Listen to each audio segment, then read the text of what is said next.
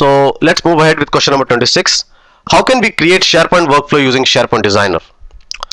In order to understand it much better, what we will do is that we will create two task lists. One is an incomplete task list and one is a completed task list.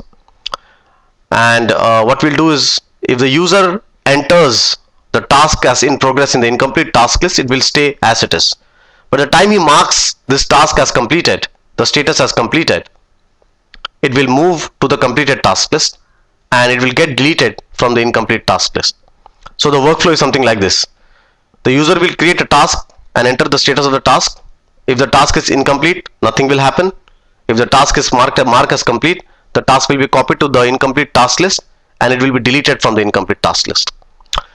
Now we will create this workflow using SharePoint Designer, and I'm very much sure that after you see this video you will understand the power of SharePoint Designer to create custom workflows with just a click of a button. So the first thing we need to do is create two task lists, that is incomplete task list and a completed task list.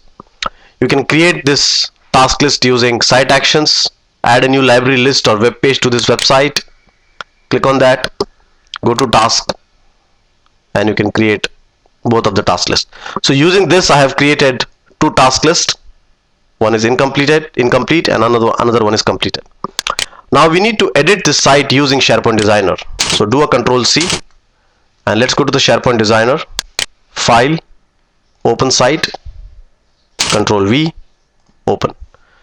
Now this opens our website in a edit mode in the SharePoint Designer. So now let's add a workflow. So click on File, New, and just before adding the workflow, you can see that in the list you have a completed task list and incomplete task list. So basically you can view both of the task lists in your SharePoint Designer. Okay, so click on File, go to Workflow, and let's give a nice name to it, My Workflow, and we are going to add this workflow, or we are going to invoke this workflow when somebody adds a task to the incomplete task list.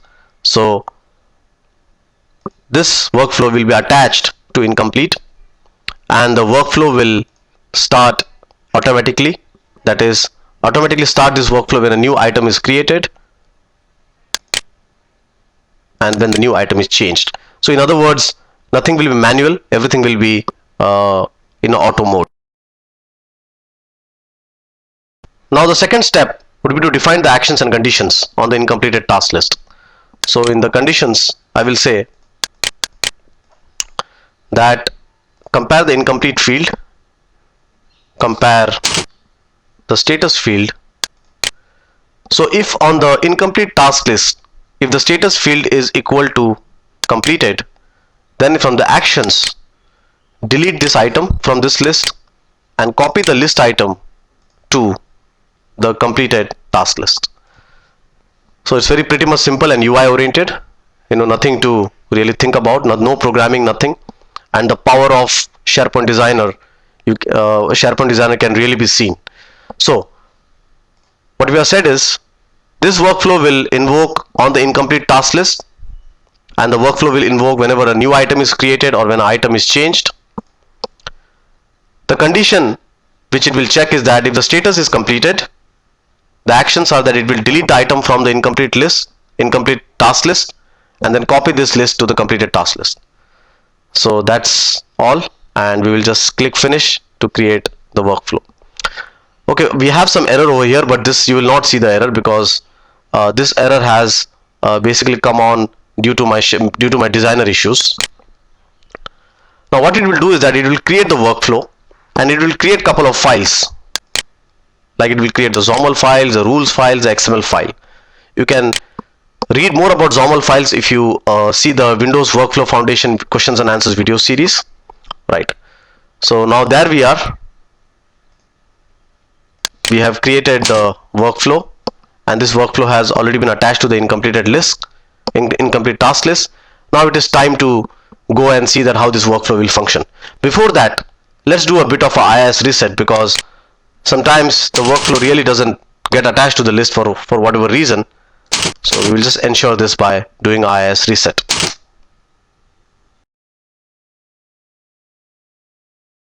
So now that our workflow is created and we have also attached the workflow with the incomplete task list, what we'll do is that we'll create two tasks in the incomplete task list. One task which is in progress and the other task which is completed. So this is in progress and we'll mark the status as in progress, right?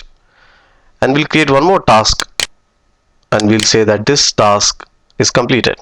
So it's completed. Now this task will be copied to the completed task list and deleted from the incomplete task list, right? So let me refresh. So the in progress will stay as it is, and you can see that the completed task has been deleted from here and copied to the completed list. You can also see the association of the workflow from settings, list settings, workflow settings, and you can see that this is associated with our workflow which we had created using SharePoint Designer. So that's how we can create workflows using SharePoint Designer. If you really see projects, if you really see scenarios of workflow projects, you can easily create almost 80% of the workflows using SharePoint Designer, how much ever complicated it is. But there are scenarios, where you would like to create custom workflows using the core Windows Workflow Foundation, that is using Visual Studio 2005 or 2008. So, the first thing you should ask yourself a question is that, do the ready-made workflows like the tri-state workflow or the ready-made MOS workflow solve my problem? If yes, use them. If you think no, then use a SharePoint Designer. And then worst come, think that okay, you need to create a custom workflow using Visual Studio 2005 or 2008. So I hope that this session was useful. In the coming up sessions, we will try to see more custom workflows, or we'll try to see how we can create more custom workflows using Visual Studio 2005 and 2008.